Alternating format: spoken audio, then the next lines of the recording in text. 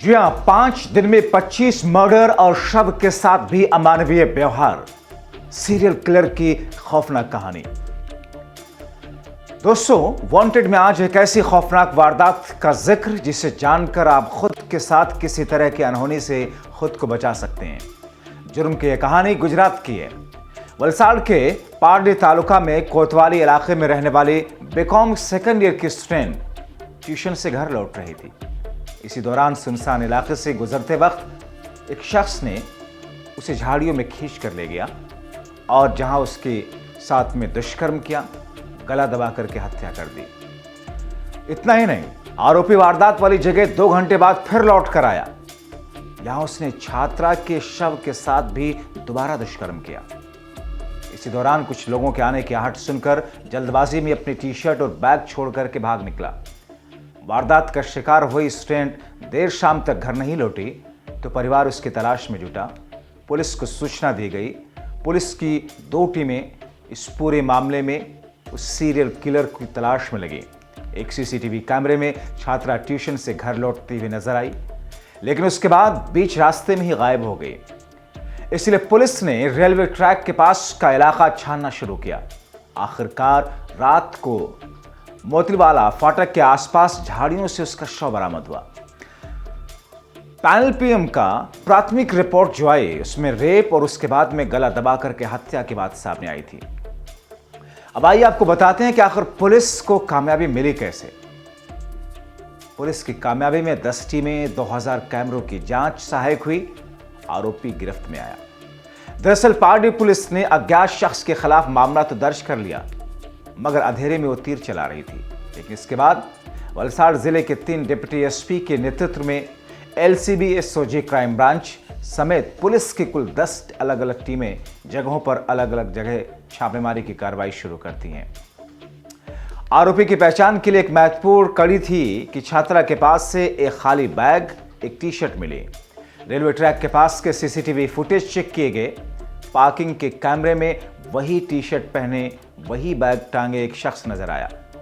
इसके बाद गुजरात के सभी रेलवे स्टेशन की पुलिस को आरोपी के फुटेज भेजे गए। इस दौरान 2000 से ज्यादा सीसीटीवी फुटेज खंगाले गए। जांच के दौरान ही पुलिस को जानकारी मिली कि आरोपी चोरी की एक वारदात में सूरत की लाजपुर जेल में बंद रहा था। मई में वो जमानत पर रिहा हुआ।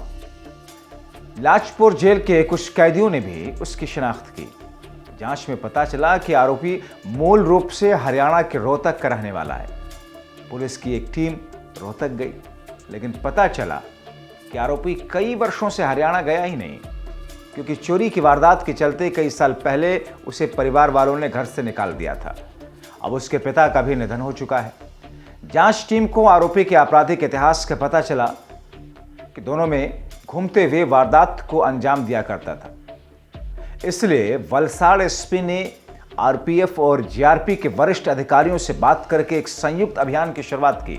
इस ऑपरेशन में गुजरात, महाराष्ट्र, राजस्थान, ओडिशा, आंध्र प्रदेश और कई राज्यों के पुलिस अधिकारी शामिल हुए।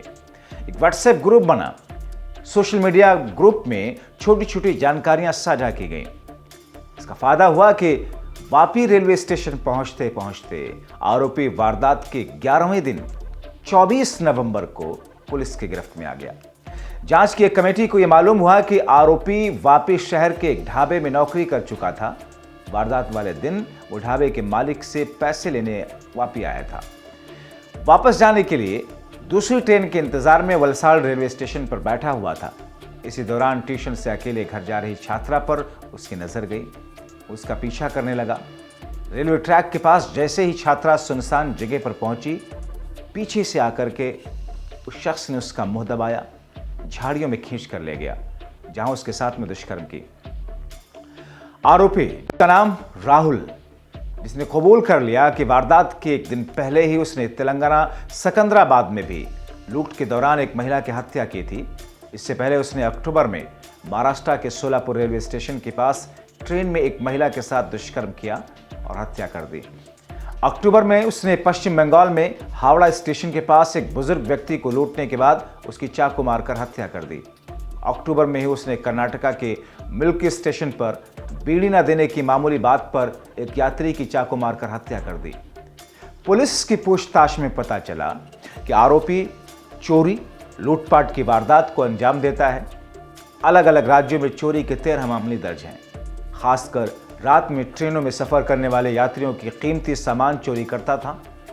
आरोपी गिरफ्तार हुआ तब वो 10,000 रुपए की कीमत के विदेशी जूते पहने हुआ था। ये जूते भी उसने ट्रेन से चुराए थे। वो राजस्थान, हरियाणा, उत्तर प्रदेश और उत्तराखंड में ट्रकों से तेल चुराने और गैर कानूनी हथियार तक के मामले में लिप्त था। मगर जब उसने दुष्कर्म के कई वारदातें एक के बाद एक की और गुजरात में उस ट्यूशन पढ़ने जाने वाली बच्ची के साथ दुष्कर्म और हत्या की वारदात के बाद बच नहीं सका और अब पुलिस की गिरफ्त में है।